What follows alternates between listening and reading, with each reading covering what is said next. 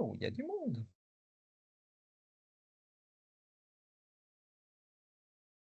Oui, allô, bonjour. Oui, Bonjour, bonjour. Bonjour.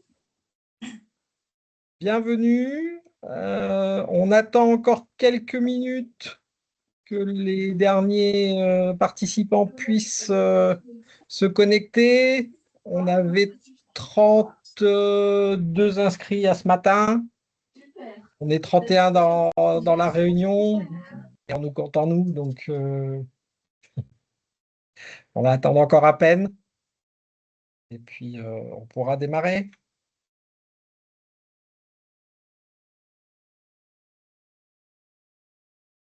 Là, ça a démarré, ça?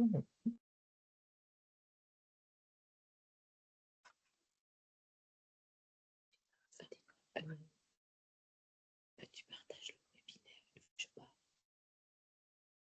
Ce serait plus simple.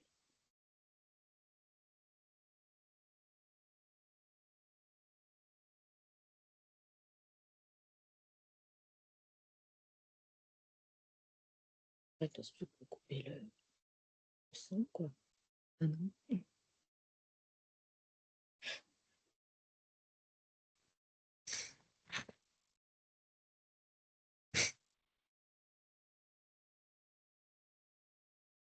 On stagne un peu à 33 là. Ah non, 34. Voilà.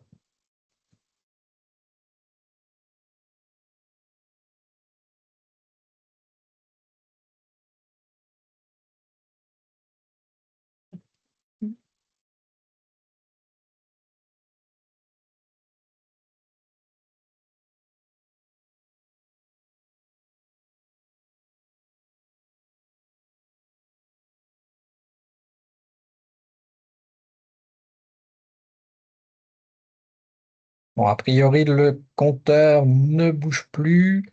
Donc, bienvenue à toutes et à tous pour ce nouveau webinaire et premier webinaire de l'année 2026.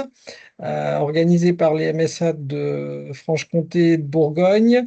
Webinaire donc à destination de ce qu'on appelle pour nous les tiers déclarants et donc nos partenaires, et dont l'objet est particulièrement tourné vers l'actualité concernant les non-salariés. 2026 est une année riche en actualité sur le système des non-salariés.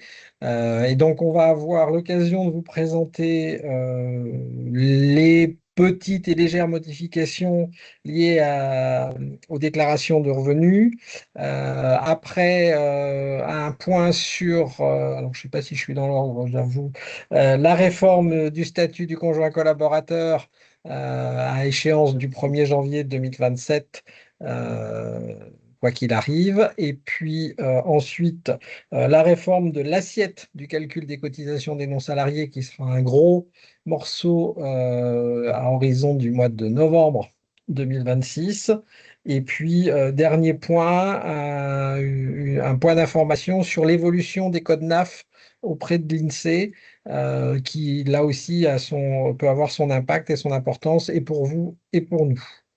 Donc nous sommes accompagnés et la réunion sera tenue par deux collaboratrices du secteur cotisation non salariée, Pauline Dechaume et Catherine Magnin. Et donc je ne vais pas attendre plus longtemps et je vais leur passer la parole pour que on puisse démarrer. Juste question préliminaire, est-ce que quelqu'un s'oppose au fait que le webinaire soit enregistré, ce qui permettra pour nous de le déposer sur nos sites internet et éventuellement aussi qu'il puisse être récupéré par des collègues à vous qui ne peuvent pas assister à la réunion aujourd'hui? Si je ne vois pas de main se lever, euh, je considère donc que l'enregistrement peut avoir lieu. Je vous remercie. Et donc, Pauline, c'est à vous. Merci. Vous m'entendez bien? Oui, Alors, bonjour à tous et à toutes.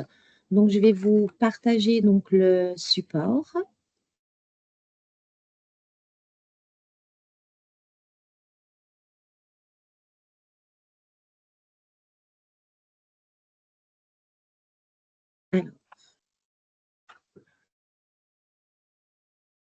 Ici.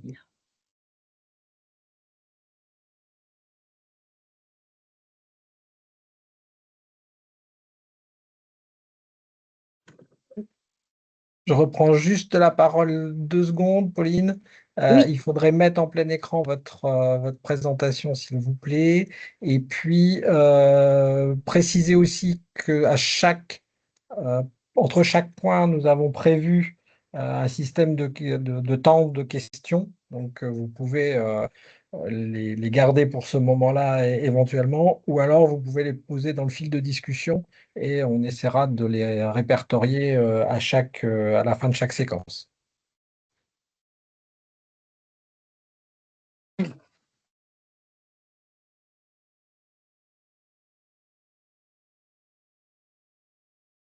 eh bien,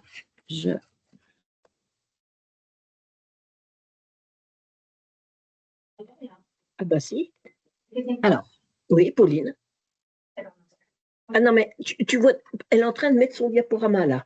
Oui, il y a le diaporama qui se met. Mais Vous le voyez, le support? C'est tout bon, Pauline. Oui, on voit le support. C'est tout bon? C'est tout bon. Eh bien, c'est parti.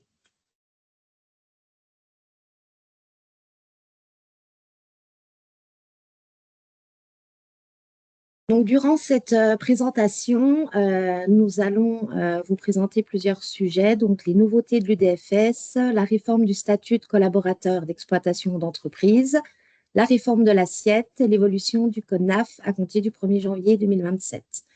Et dernière partie, quelques liens utiles. Alors, premier sujet, donc les nouveautés de l'UDFS. Donc, depuis une quinzaine de jours, le guide Pas à Pas UDFS est disponible sur notre site Internet. Vous pourrez le trouver dans la partie exploitant, cotisation et paiement, déclaration de revenus professionnels, unification des déclarations fiscales et sociales et dans les documents à télécharger. Donc, nous l'avons comparé par rapport à celui de l'année dernière.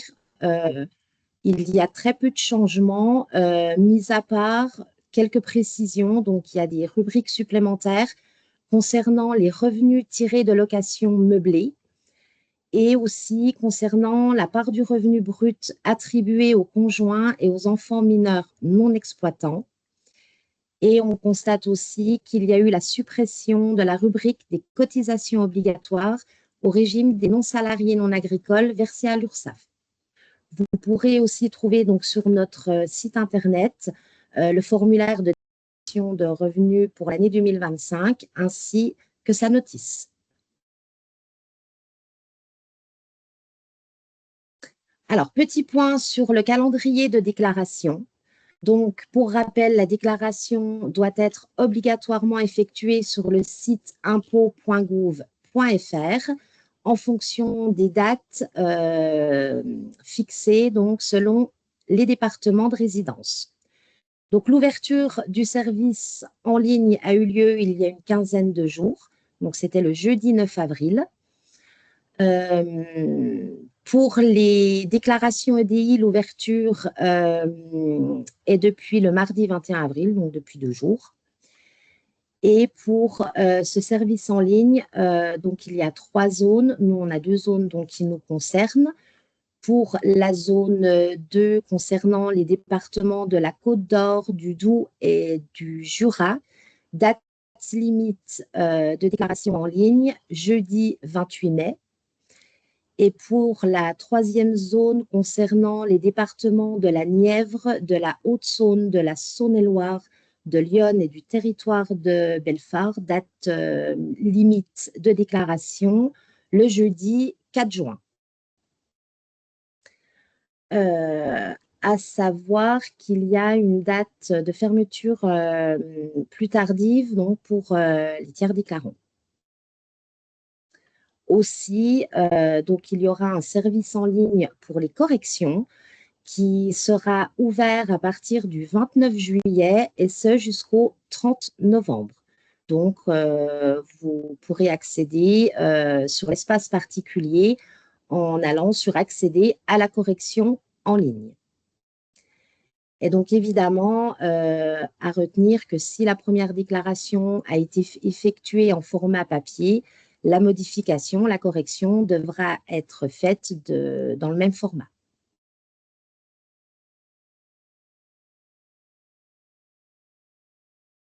Est-ce que vous avez des questions par rapport à ce premier sujet de l'UDFS?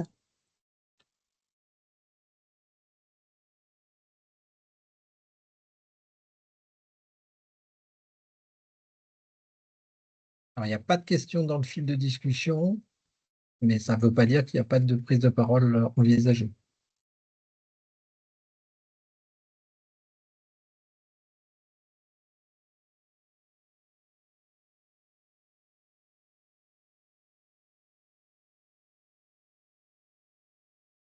Est-ce que de votre côté, vous avez la date jusqu'à laquelle vous pouvez déclarer par rapport aux informations qu'a données Pauline?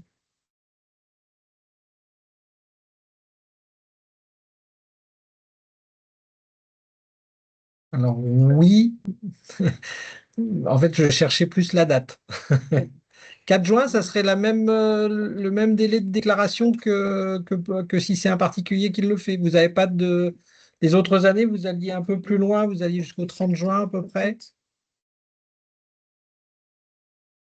Pas d'infos particulières là-dessus, de votre côté pour l'instant? Bon, ok. Bah, je propose qu'on passe à la partie suivante. Alors, donc, je passe la main à Catherine pour présenter donc notre deuxième sujet.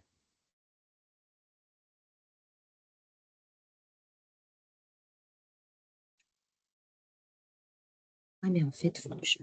Voilà.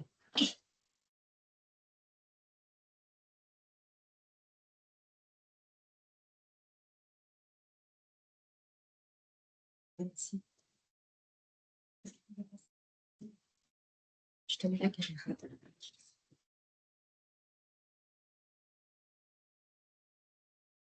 Et puis,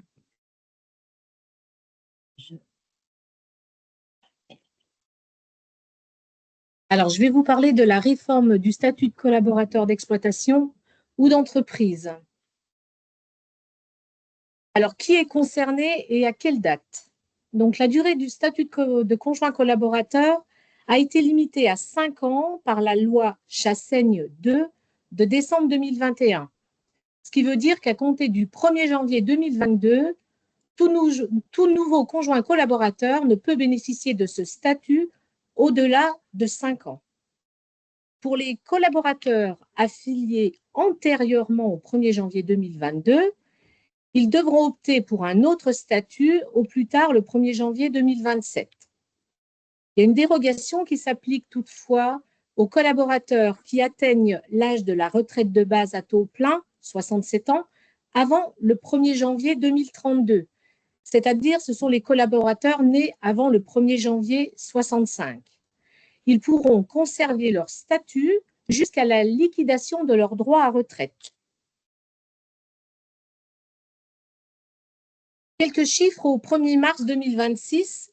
En Franche-Comté, nous avons 130 collaborateurs qui sont concernés et en Bourgogne, 332.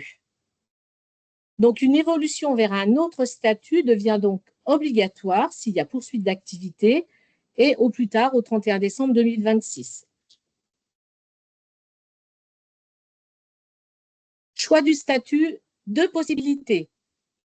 Soit le statut de salarié de l'exploitation, ou alors le statut de chef d'exploitation ou d'entreprise agricole, soit en qualité de coexploitant, à titre individuel, ou en qualité d'associé exploitant dans un cadre sociétaire. Statut de salarié, les conditions et les formalités. Bien sûr, il faut la signature d'un contrat de travail, la réalisation d'une déclaration préalable en l'embauche auprès de la MSA, le versement d'une paye aux collaborateurs, l'inscription à la MSA en qualité d'employeur de main-d'œuvre si c'est la première embauche. Il y aura un versement de cotisations salariales et patronales auprès de la MSA Et il faut faire la déclaration du nouveau statut du collaborateur auprès du guichet unique sur le site INPI. La modification à effectuer sur l'entreprise à laquelle le collaborateur était rattaché.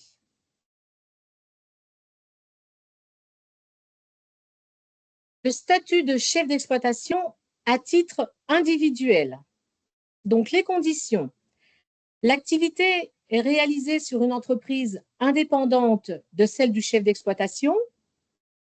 L'activité de l'entreprise doit atteindre le seuil d'assujettissement minimum avec une reprise d'une partie de l'activité existante, mais en veillant à ne pas modifier le statut du chef d'exploitation, ou une reprise d'une activité d'une autre entreprise. Le statut sera à titre principal ou secondaire selon la situation professionnelle et il y aura versement de cotisations et contributions calculées sur les revenus professionnels de cette nouvelle entreprise individuelle. Donc, les formalités, déclaration d'une création de l'entreprise auprès du GUE, la déclaration de fin de statut de collaborateur auprès du GUE, la modification à effectuer sur l'entreprise à laquelle le collaborateur était rattaché. Et donc, le dossier d'affiliation à compléter.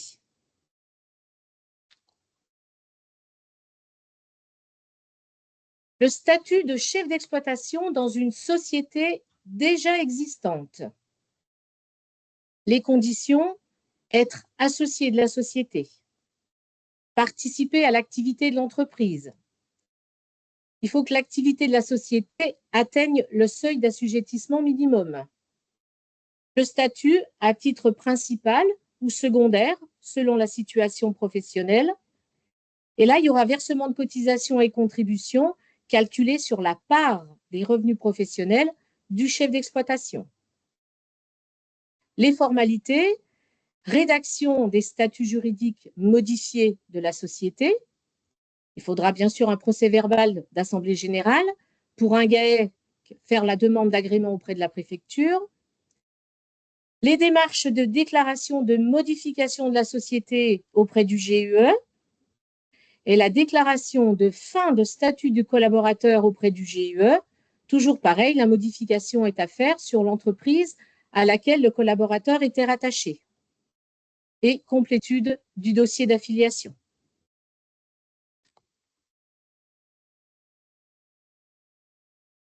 Le statut de chef d'exploitation dans une nouvelle société. Donc, les conditions, choisir le statut juridique de la société avec un juriste ou un comptable. Être associé de la société, participer à l'activité de l'entreprise. L'activité de la société doit atteindre le seuil d'assujettissement minimum. Le statut sera à titre principal ou secondaire selon la situation professionnelle. Et donc, il y aura versement de cotisations et contributions calculées sur la part des revenus professionnels du chef d'exploitation. Les formalités, rédaction des statuts juridiques de la société, procès-verbal d'assemblée générale. Donc, pour un GAEC, faire la demande d'agrément auprès de la préfecture. Les démarches de création de l'entreprise auprès du GUE. La déclaration de la fin du statut du collaborateur auprès du GUE, toujours pareil, la modification à effectuer sur l'entreprise à laquelle le collaborateur était rattaché. Et complétude d'un dossier d'affiliation.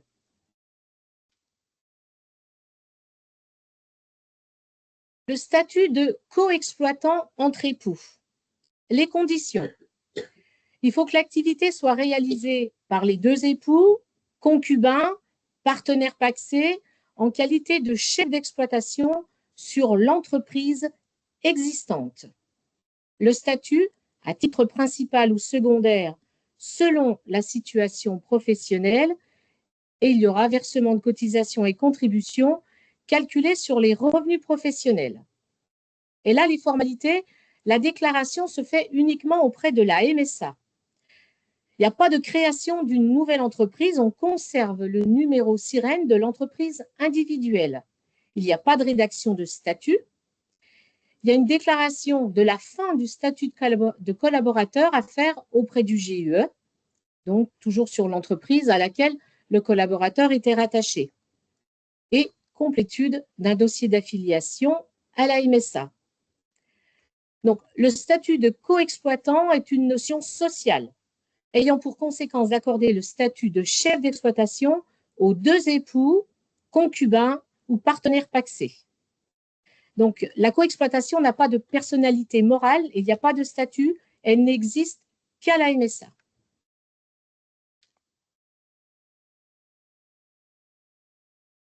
Donc, en résumé, il y a deux statuts à choisir, soit le statut de salarié ou de chef d'exploitation. Pourquoi? Pour une protection sociale complète au même titre que les autres travailleurs. Il y a une échéance à retenir, le 31 décembre 2026. Et sans démarche avant cette date, le statut de salarié sera automatiquement attribué. Voilà. Mais la MSA est à vos côtés.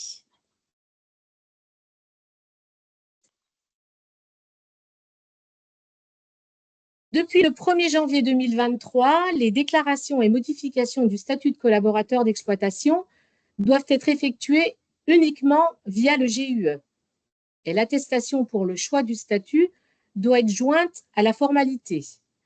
Toutefois, les collaborateurs inscrits à la MSA avant le 1er janvier 2023 ne sont pas remontés au RNE. Et dans certaines situations, lors d'un changement de statut vers le statut de salarié ou chef d'exploitation, les greffes rejettent la formalité en indiquant que la personne n'a jamais été déclarée comme conjoint collaborateur. Alors, en attendant les correctifs du GUE, le déclarant ou le mandataire devra adresser une attestation sur l'honneur par courrier, via l'espace privé, expliquant que la modification n'est pas possible sur le GUE. Par contre, la demande de changement de statut sera traitée par nos services, il n'y a pas de souci. Et lorsque le problème sera résolu au GUE, le déclarant ou le mandataire devra faire la déclaration auprès du GUE. Mais bien sûr, il n'y a aucune incidence sur les droits à santé ou retraite dès lors que l'attestation est fournie. Voilà.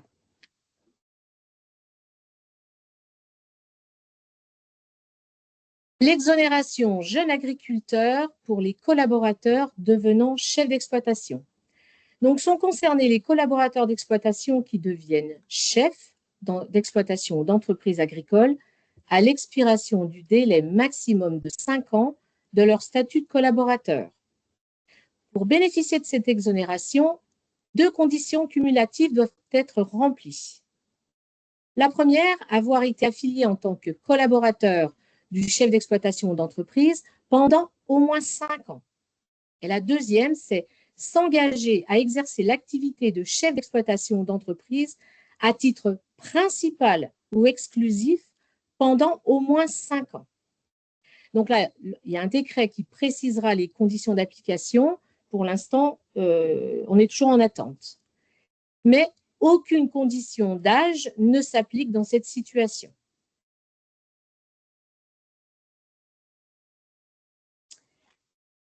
Alors, à partir de la liste de vos clients, on peut vous fournir la liste des chefs d'exploitation avec des collaborateurs concernés par la réforme.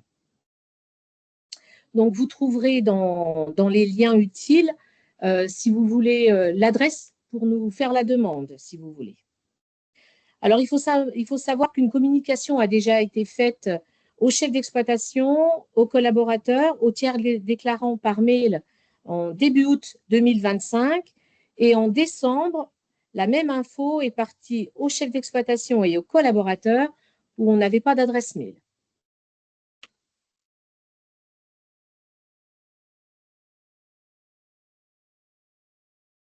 Fatma, je te laisse la parole. Merci Catherine. Bonjour à tous. Fatma Arda, responsable du service des conseillers en protection sociale à la MSA Bourgogne et référente de l'offre de services pour les exploitants. Les conseillers en charge du secteur ont prévu de contacter tous les collaborateurs d'exploitation sur la Bourgogne pour qui le statut prendra fin au 31 décembre 2026 pour les informer et les accompagner sur l'affiliation, notamment s'ils optent pour le statut de chef d'exploitation. Donc, j'ai vu dans le fil de discussion qu'il y avait une question dans ce sens-là. Donc, c'est bien prévu pour la MSA Bourgogne d'effectuer des appels. Ok, merci. Oui, vous avez raison. Il y a déjà deux questions dans le fil de discussion. Alors, la première question, je pense qu'elle est relative à la notion de co-exploitant que vous avez présentée, Catherine. La Oui. question est la suivante. Est-ce que c'est l'équivalent d'une société de fait d'un point de vue fiscal? Alors, au niveau fiscal, je ne pourrais pas m'avancer. Mais c'est vrai qu'elle n'a pas de personnalité morale, c'est comme une société de fait, mais au niveau fiscal, non, je ne pourrais pas vous dire.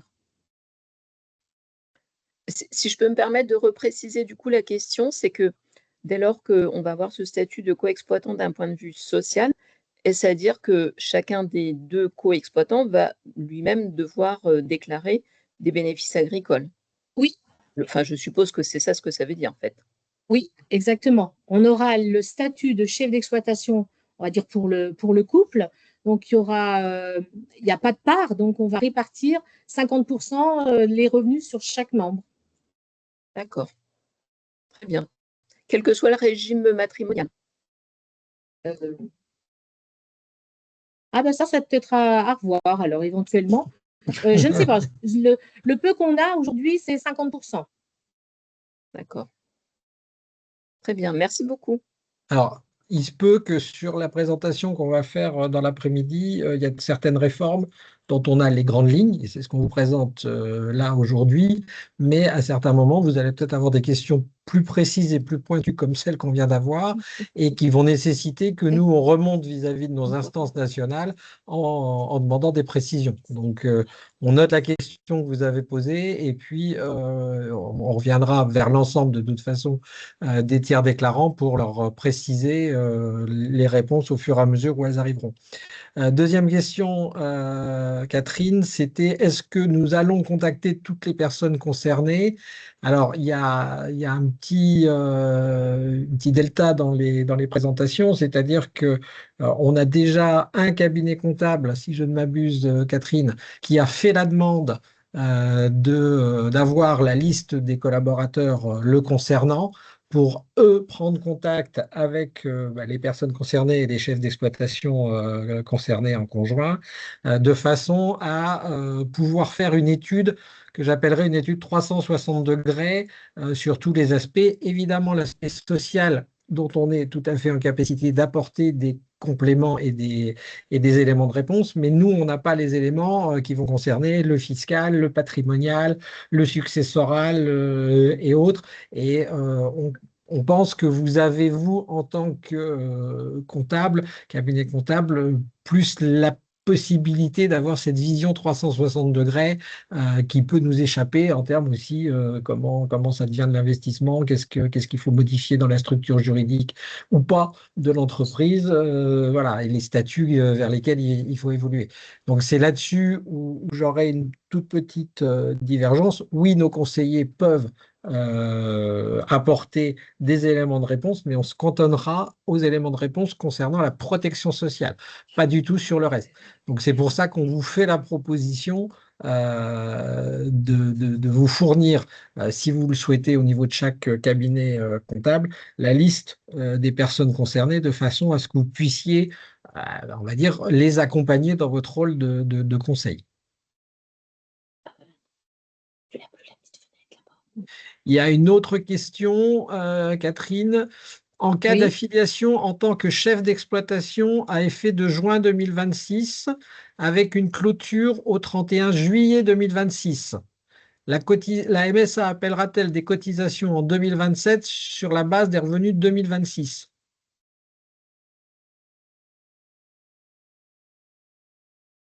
Vous pouvez Vous redonner les vous dates, pouvez s'il vous plaît? répéter la Oui. question, c'est ça? Ouais. En cas d'affiliation en tant que chef, alors je suppose en cas d'affiliation du conjoint actuel en tant que chef d'exploitation à effet de juin 2026, mais avec une clôture de l'exercice comptable au 31 juillet 2026, est-ce que la MSA appellera des cotisations en 2027 sur la base du revenu 2026? Bien sûr, puisqu'on on aura toujours notre chef qui est chef au 1er janvier 2026. S'il est toujours chef au 1er janvier 2027, on prendra bien les revenus 2026, oui. D'accord. Et la deuxième partie de la question, c'était en cas d'affiliation à effet d'août 2026, la MSA appellera les cotisations en 2027 sur les bases provisoires en attendant de connaître le revenu 2027. Oui. Et en 2026, on Alors, fera traiter que ça. tout dépend. Alors, tout dépend si on est dans. On peut avoir aussi le partage des revenus. Si je dis n'importe quoi, on a un chef d'exploitation et puis le collaborateur s'installe chef d'exploitation en société. Monsieur était en individuel, il se met en société avec son épouse, admettons.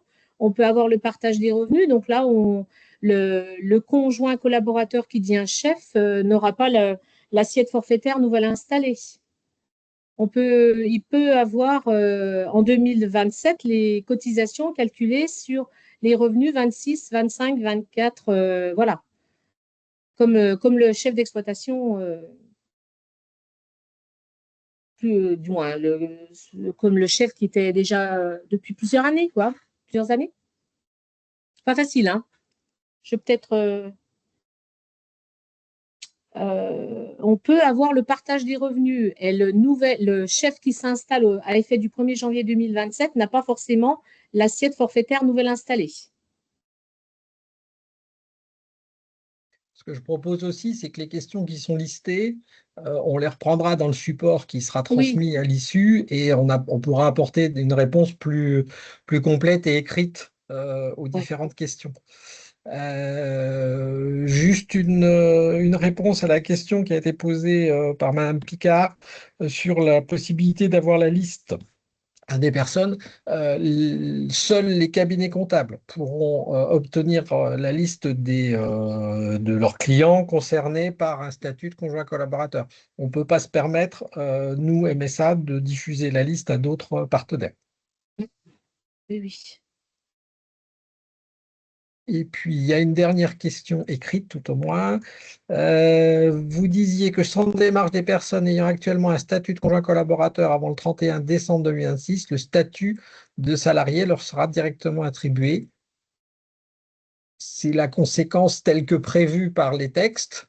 Ouais. Après, voilà, oui. je pense que ça serait beaucoup mieux que ça soit compris, anticipé et que ça corresponde à un choix réel, parce qu'autrement, on risque d'avoir des situations un peu plus compliquées à gérer en relationnel Exactement. avec les chefs d'exploitation et les entreprises qui devront faire une DSN dès le mois de janvier, alors que ce n'est pas forcément ce qu'ils ont prévu. D'où l'intérêt d'essayer au cours des 7 mois, 6 mois, 8 mois qui nous séparent du 31 décembre, d'avoir un accompagnement le plus précis possible.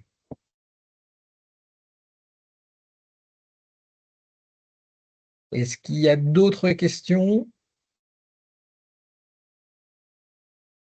Ou est-ce qu'on passe à la prochaine réforme?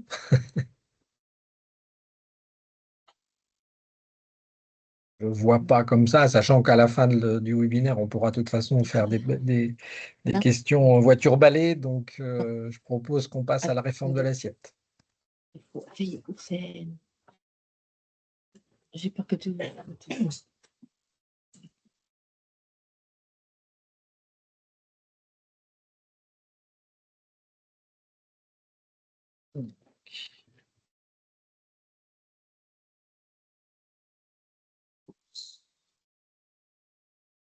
Alors, je reprends la main. Alors, je vous demande juste un instant.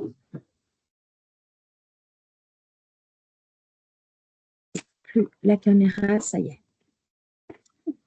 C'est tout bon.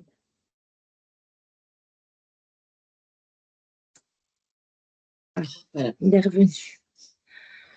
C'est pour ça que je n'osais plus. Ouais, bon, c'est pas grave. Je déroule.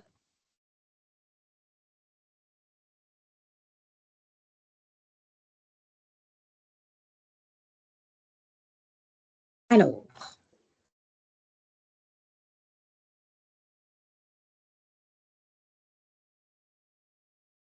donc, troisième sujet, la réforme de l'assiette des cotisations. Donc, cette réforme concerne les cotisations dues en 2026, calculées sur les revenus professionnels 2025. Donc, qui sont concernés? Évidemment, nos chefs d'exploitation, les cotisants de solidarité exerçant leur activité à titre principal ou secondaire et nos collaborateurs et membres de famille. Quels sont les objectifs de cette réforme? Alors, premier objectif, c'est de simplifier et rapprocher les assiettes sociales, avec donc la mise en place d'une assiette sociale rapprochée entre cotisations et contributions CSG, CRDS. Pour un même volume de prélèvement, réduire la part des CSG, CRDS non créatrices de droits et donc augmenter la part des cotisations sociales. Mon second objectif, c'est un transfert des économies de CSG pour améliorer les droits sociaux. Donc, avec l'amélioration de l'acquisition des droits retraite, l'augmentation du revenu porté au compte, hausse du revenu moyen des 25 meilleures années, et donc le transfert d'une partie des économies de CSG-CRDS vers les droits retraite. Et troisième objectif, donc garantir une neutralité financière. Les barèmes de cotisation ont été modifiés par décret et par voie législative pour garantir l'acquisition de plus de droits et stabiliser les recettes.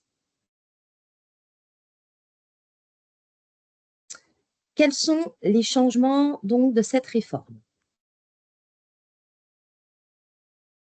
Tout d'abord, donc l'assiette sociale qui n'est plus fondée sur l'assiette fiscale. Donc, il y a suppression de l'assiette large de CSG-CRDS qui intégrait les cotisations. Pour une assiette rapprochée et simplifiée entre cotisations et contributions. À noter qu'une assiette simplifiée est spécifique notamment pour les bénéficiaires des micro-BA et du forfait forestier. L'assiette unique correspondra à leur assiette fiscale. Aussi, une révision du barème de calcul des cotisations, l'ajustement de la cotisation maladie et de cotisation de retraite.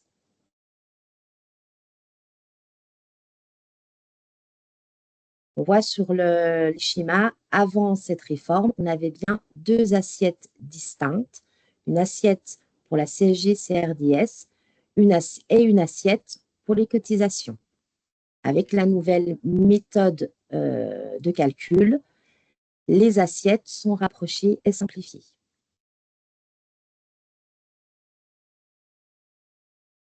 Ce qui change concrètement, donc, comme je viens de le dire, avant la réforme, nous avions bien deux assiettes distinctes.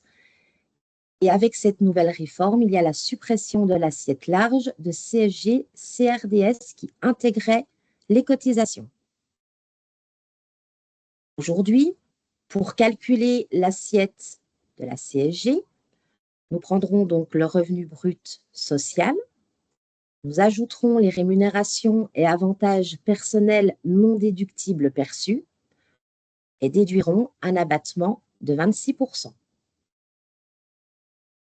Et pour le calcul de l'assiette des cotisations sociales, donc nous partirons de l'assiette CSG trouvée, nous ajouterons les revenus de remplacement et déduirons la participation, l'intéressement, abondement au PER.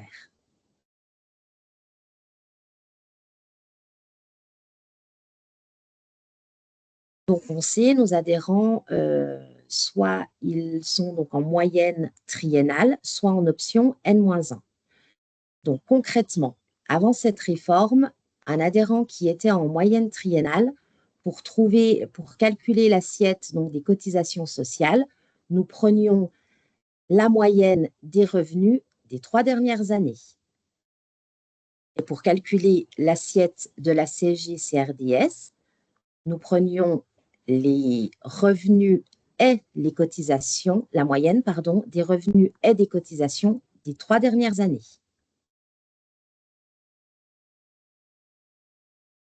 Aujourd'hui, nouveau calcul.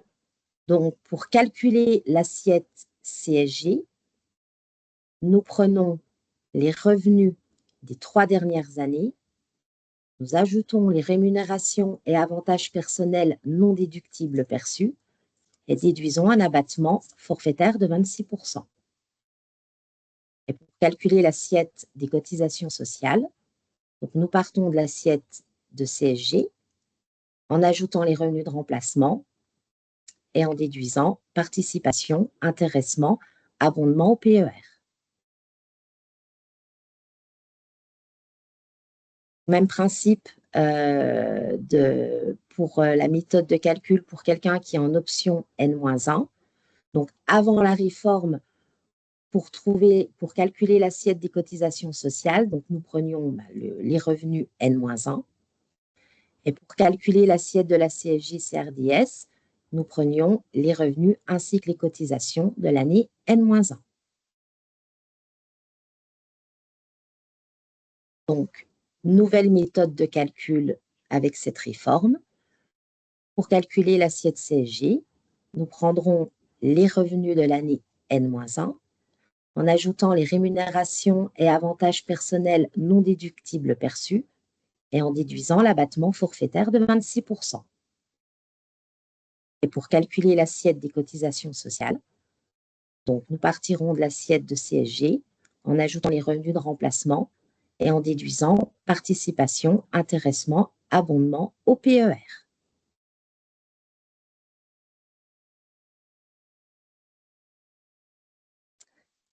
Alors, sur les règles de gestion des cotisations et contributions sociales, il y a des choses qui existent déjà, qui ne sont pas remises en cause.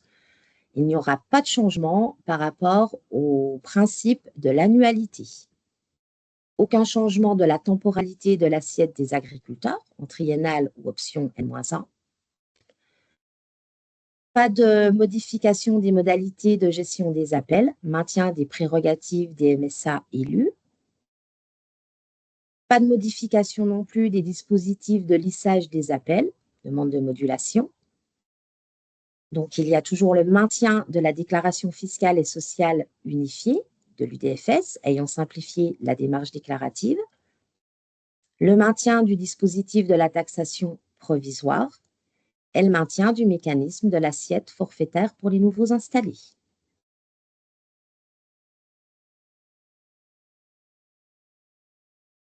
Donc là, on va aborder les changements des nouveaux barèmes.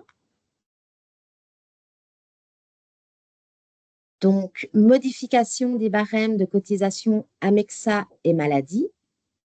Donc, le plafond annuel de la sécurité sociale permet déjà de définir les tranches de revenus, de calculer les cotisations sociales et d'adapter les taux de manière proportionnelle. Donc, ce qui va changer, légère hausse des taux, mais maintien d'un taux majoré au-delà de 300% du PAS. Donc, sur la droite, on peut voir les différentes tranches et les taux avant 2026. Et on peut constater que pour les tranches, deuxième tranche, troisième tranche et 5 et 6e tranche, on a une évolution des taux avec cette nouvelle réforme.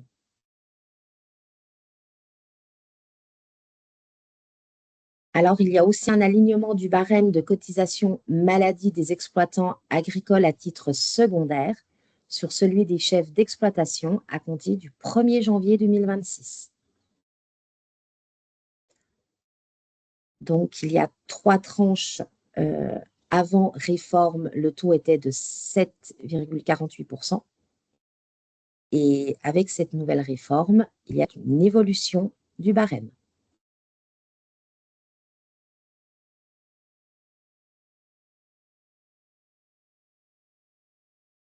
Ensuite, on passe au barème de cotisation RCO. Il y a une évolution des barèmes au régime de retraite complémentaire des non-salariés agricoles, avec une part additionnelle de cotisation de RCO progressive et sans assiette minimale. On peut voir les différentes tranches du barème RCO. Le taux avant la nouvelle réforme était de 4%. À compter de cette nouvelle réforme, il est de 4%, mais il y a aussi une part progressive, suivant les différentes tranches.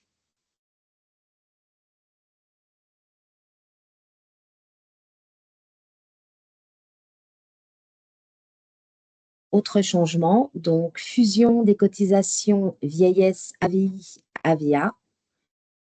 Donc, la loi de financement de la sécurité sociale pour 2025 a opéré un fusionnement des cotisations vieillesse assurance vieillesse individuelle, l'AVI, et l'assurance vieillesse agricole, l'AVA.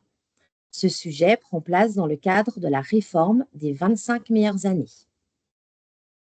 Alors, les principaux changements, elle crée une seule cotisation dont les taux sont identiques aux taux applicables aux travailleurs indépendants du droit commun pour les chefs d'exploitation à titre principal et exclusif.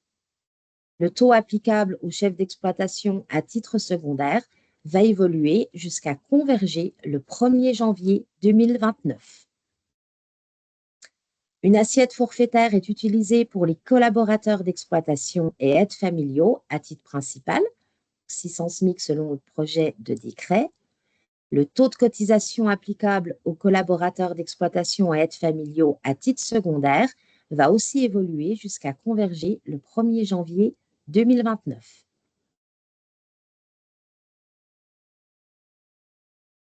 Sur ce barème, on peut constater qu'avant réforme, suivant le statut, qu'il soit donc chef d'exploitation à titre principal ou chef d'exploitation à titre secondaire, ou alors collaborateur à titre principal ou exclusif et aide familiale ou collaborateur à titre secondaire, nous avions donc 4 taux différents. On voit que jusqu'à fin 2028, il y aura toujours aussi des taux différents et à partir de 2029, il n'y aura plus qu'un taux unique de 17,87%.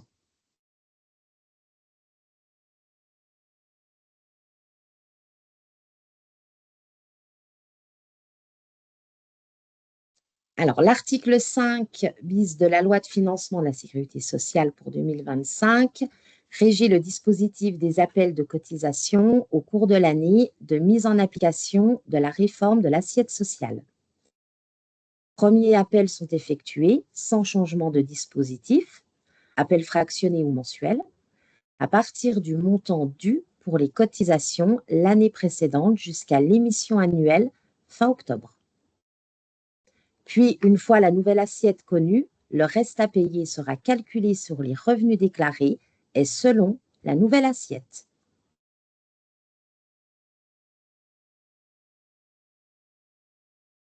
Pour les chefs d'exploitation ou d'entreprises agricoles en moyenne triennale, l'assiette des cotisations et contributions 2026 sera constituée des revenus professionnels des années 2023, 2024 et 2025.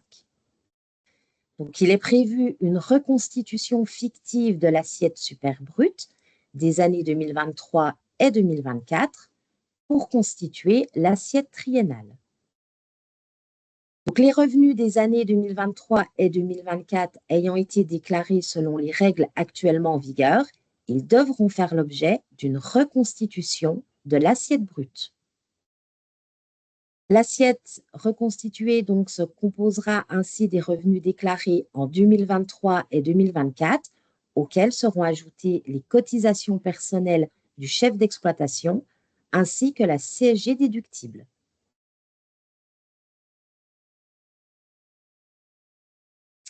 Alors, particularité pour les nouveaux installés, donc entre le 2 janvier 2022 et le 1er janvier 2025 inclus, pour les adhérents au réel, dont les cotisations et contributions 2025 sont calculées avec une assiette forfaitaire de nouvel installé, le système ne bascule pas sur la nouvelle assiette.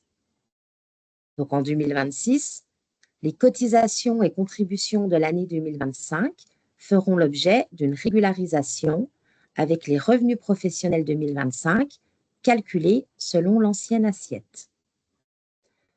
Donc pour cela, une rubrique UDFS dédiée a été ajoutée sur le volet social, permettant à ses adhérents de déclarer les revenus 2025 selon l'ancienne formule. Pour exemple, un chef d'exploitation installé le 2 janvier 2024. En 2025, les cotisations et contributions sont calculées sur la base d'une assiette forfaitaire de nouvel installé, l'ancien système.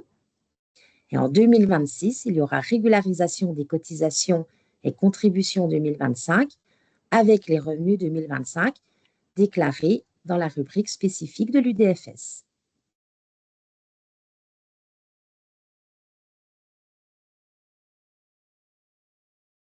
Donc, le mode de calcul des appels mensuels donc, pour cette année, donc de janvier à octobre, ils sont calculés selon les cotisations dues dans l'ancienne assiette.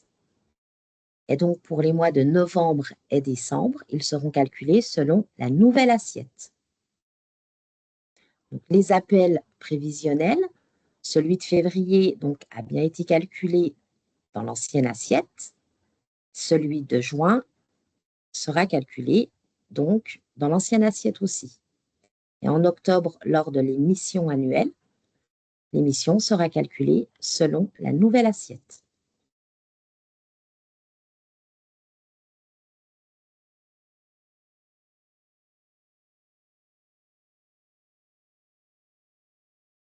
Avez-vous des questions concernant la réforme de l'assiette des cotisations? Alors, on en a quelques-unes dans le fil de discussion. La première, c'est où se situent les cotisations ex-Madelin?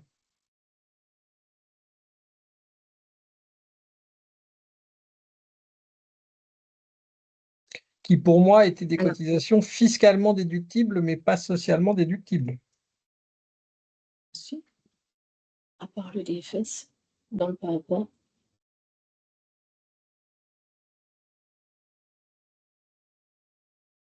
On n'a pas la réponse. Là, mince. On n'aura pas la réponse immédiate? Non, D'accord. non. On vérifiera dans le document du pas à pas, et puis autrement, on remontera la question également.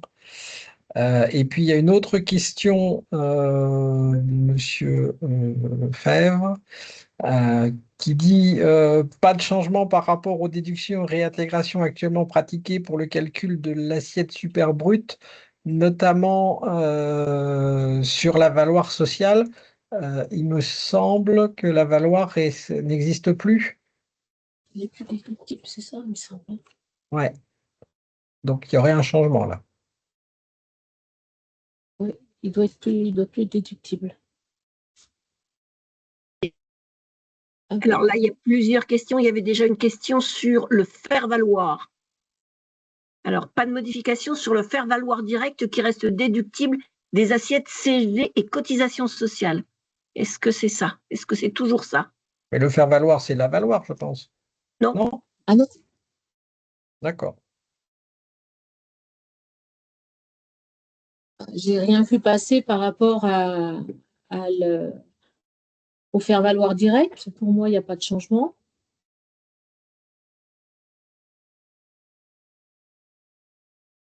Mais à voir.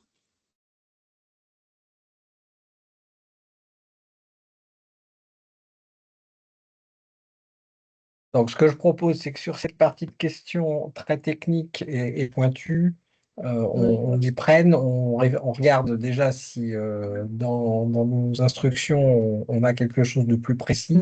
Et puis, autrement, on remontera la question au niveau national pour obtenir les éléments de réponse. Ensuite, on avait une question pour un exploitant qui était au micro-BA jusqu'en 2026 et qui passe au réel en 2027. Quelle sera l'assiette de cotisation pour les années à suivre?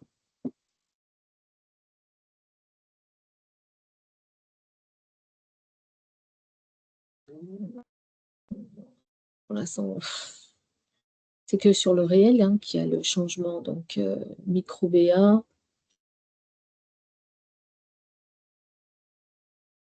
À voir.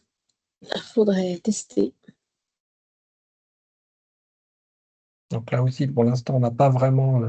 Mais c'est intéressant d'avoir les questions. Oui, oui. Tac, tac, tac. Les cotisations retraite Madelin ou PR sont bien déductibles de la MSA actuellement, d'accord. Donc là, ça fait partie... c'est au SSI que ce n'est pas déductible. Voilà. Comme je suis un ancien du SSI, c'est pour ça que j'ai dit que ça ne devait pas l'être. Donc ça, c'est des questions qu'on va se faire poser.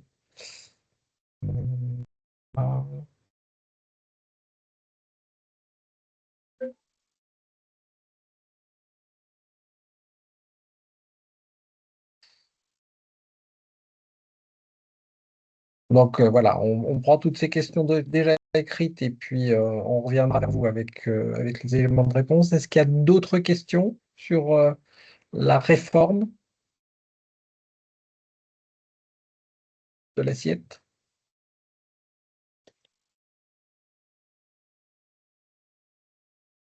Sachant que voilà, on est sur quelque chose qui évolue, où notre caisse centrale nous donne des informations au fur et à mesure qu'elle les obtient aussi, ou qu'on obtient les décrets, hein, puisque tout n'est pas forcément encore complètement clarifié. Et donc, je crois qu'en juin, nous-mêmes, on doit avoir un webinaire de la part de notre caisse centrale sur les aspects beaucoup plus techniques de la réforme que sur les grands principes qui vous ont été présentés aujourd'hui et qui sont pour l'instant les informations de notre possession. Et on sait aussi que actuellement nos services informatiques nationaux travaillent à la mise en musique de cette réforme d'ampleur pour que ça se passe le mieux possible au mois de novembre.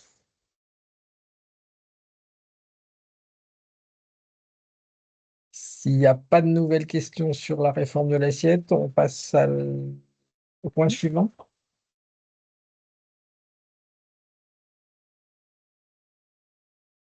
Alors, donc, quatrième sujet, l'évolution du code NAF à compter donc, du 1er janvier 2027. Vous avez certainement déjà eu cette information via l'INSEE. Donc, la nomenclature d'activité française évolue afin de mieux refléter les transformations de l'économie et l'émergence de nouvelles activités. Et donc, à compter du 1er janvier 2027, le code APE géré par l'INSEE évolue pour l'ensemble des entreprises inscrites au répertoire Sirène. Dans le cadre de la mise à jour de la nomenclature d'activité française, un nouveau code APE de l'activité principale exercée sera attribué aux entreprises. Donc, pour suivre cette évolution, vous pouvez consulter le futur code APE. Il suffit de renseigner le numéro Sirène sur le site sirène.gouv.fr. Cette vérification permet de vous assurer que le code attribué correspond bien à l'activité principale exercée par l'entreprise.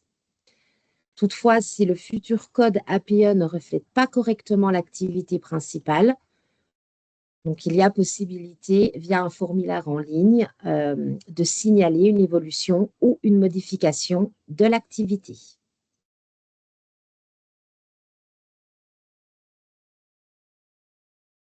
Donc, le code APE correspond à l'activité principale exercée par l'entreprise ou l'un de ses établissements. Il est déterminé par l'INSEE en référence à la nomenclature d'activité française en vigueur. Ce changement n'entraîne aucune nouvelle obligation pour les entreprises, mais invite quand même chacune à vérifier la cohérence du code attribué. L'INSEE et ses partenaires sont mobilisés pour informer et accompagner cette transition, pensée pour être progressive et sans perturbation. Donc, nous avons sur notre site une plaquette qui est disponible concernant donc ce changement de code NAF.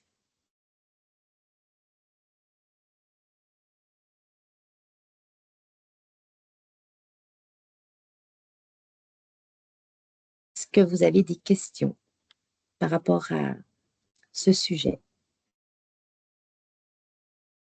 Pas dans le fil de discussion.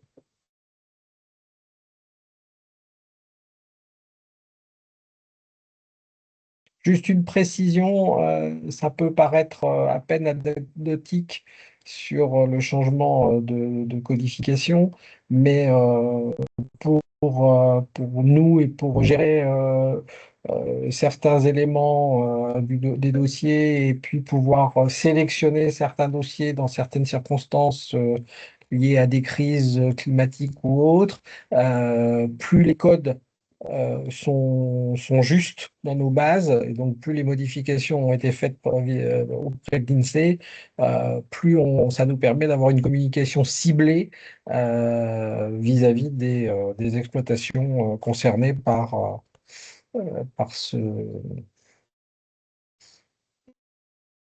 la cible qu'on souhaite atteindre. Donc, il y a une question qui dit pas de démarche INPI pour les codes APE. INPI. Non. Et une autre question, ce changement APE ne change rien sur les cotisations exploitants. Ça peut être, ça peut avoir des variations selon quelle activité finalement est retenue, puisqu'on peut avoir des cotisations sur comment dire, pas les cotisations de sécurité sociale de base, mais sur celles pour lesquelles on est amené à appeler les cotisations pour des partenaires, style le FMSE et autres, et la TEXA. Oui, la TEXA. Puisque en fonction du code d'activité, la cotisation à TEXA, avec le risque professionnel encouru, peut varier entre une activité d'élevage et une activité viticole, par exemple.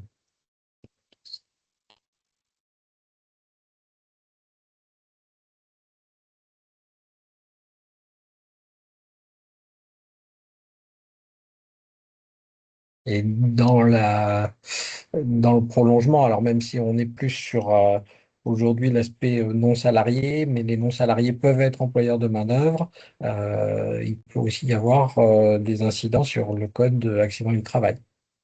Cette modification du code de NAF. Donc c'est pas si neutre que ça, et c'est quand même, je pense, important et intéressant que chaque entreprise ou exploitation fasse cette vérification qui va être faite sur la modification faite par l'INSEE, et puisse intervenir après derrière si c'était incohérent.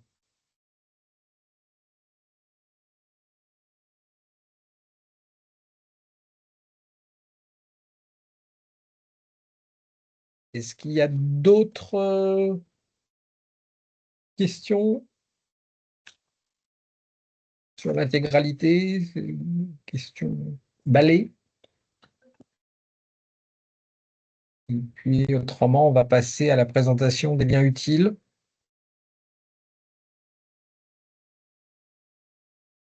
Une nouvelle question, Fabrice. Ah. Est-ce que la MSA va communiquer dans la presse sur le sujet? Alors, sur le sujet des codes NAF ou sur le sujet de... Pas précisé dans la question. Alors, sur les codes NAF, Les codes NAF, oui. Sur les codes NAF, oui, c'est prévu qu'on fasse passer dans la presse agricole cette information-là, sachant que sur notre site internet, c'est déjà aussi communiqué, et de mémoire, on va avoir une newsletter à destination des professionnels, et le sujet sera là aussi abordé. Et je pense qu'au fur et à mesure de l'évolution au cours de l'année, et plus on se rapprochera du 1er janvier, on aura des piqûres de rappel.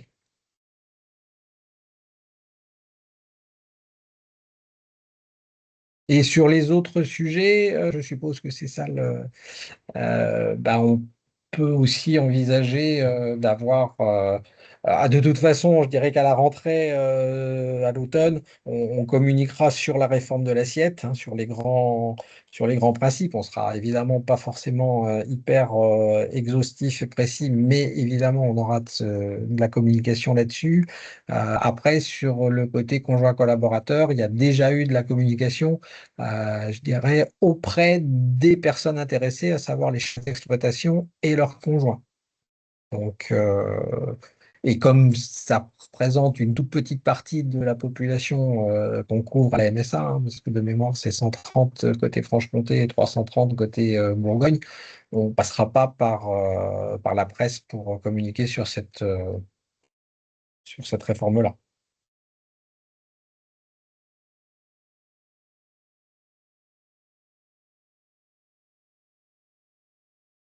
Pauline, les liens utiles? Alors, les liens utiles. Donc, on vous a mis donc à disposition les liens utiles disponibles donc, sur notre site internet concernant les 4 sujets que nous venons d'aborder. Donc, vous pourrez consulter le guide Pas à Pas UDFS 2026, les informations concernant la réforme sur le statut du conjoint collaborateur. Donc, comme Catherine l'a indiqué tout à l'heure, si vous souhaitez nous communiquer la liste de vos clients pour donc, la croiser avec la liste de nos adhérents concernés, vous pouvez donc nous la transmettre par mail à l'adresse qui figure en dessous du lien. Et puis, donc un lien en ce qui concerne la réforme de l'assiette sociale. Et puis la plaquette aussi disponible concernant cette évolution du code APE.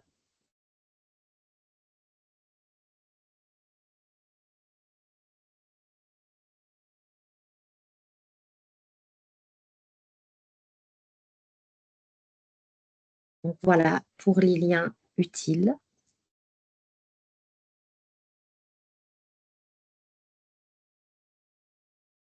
Pas l'air Vous avez d'avoir des d'autres questions? questions. Pardon. J'en vois pas d'autres dans le fil de discussion des questions. OK.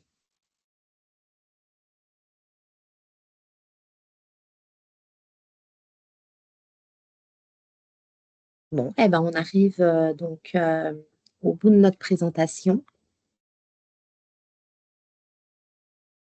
Pouvoir conclure. On va peut-être vous rappeler avant de vous libérer que ce webinaire du coup a été enregistré, qu'on le mettra à disposition comme on le fait habituellement avec nos webinaires sur les sites internet des MSA Bourgogne et Franche-Comté. Vous allez également recevoir un questionnaire de satisfaction par mail à l'issue du webinaire. Donc, n'hésitez pas à le compléter et à nous faire vos retours, puisque c'est aussi grâce à vos retours qu'on peut adapter les formats pour répondre à vos attentes. Et puis, le support vous sera également partagé à l'issue du webinaire et on le mettra également à disposition. Voilà. Merci à tous pour votre participation en tout cas. Ségolène, il y a une question qui est, vous ne parlez pas de la déclaration des revenus. C'était le début de... C'était l'UDFS, Oui, pour moi, c'est l'UDFS, effectivement, aussi. Il y avait quelque chose qui n'était pas clair, Madame Lecuyer? Pardon. Oui, excusez-moi. Je pensais que vous alliez aborder les spécificités cette année. Est-ce qu'il y a des particularités par rapport à la déclaration du revenu brut social, justement?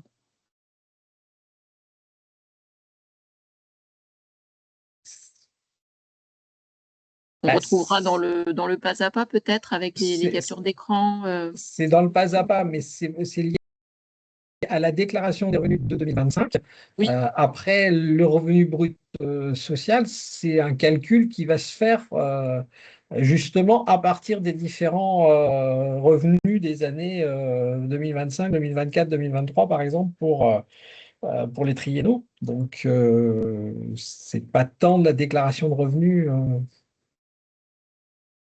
Donc, en fait, il n'y a pas de retraitement particulier à faire sur les feuillets sociaux de la 2042.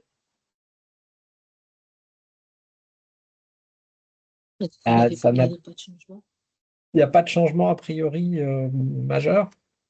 Non, D'accord. il y aura un abattement, 26%. Ok. D'accord, merci. Donc effectivement, non, il n'y a pas de spécificité. Vous verrez sur le pas à pas, le super brut, il sera calculé chez nous par le système et l'abattement sera fait chez nous aussi.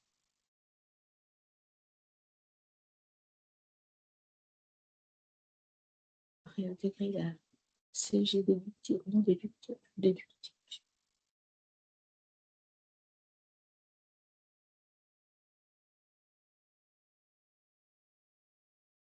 S'il n'y a pas d'autres questions, je propose de s'en arrêter là et de vous souhaiter une bonne fin de journée et puis de vous retrouver prochainement pour d'autres webinaires à venir sur 2026. Et merci de votre participation. Eh ben, merci. Merci à Merci, vous, merci bonne à journée. tous et à toutes. Merci. Merci. Au revoir. Au revoir.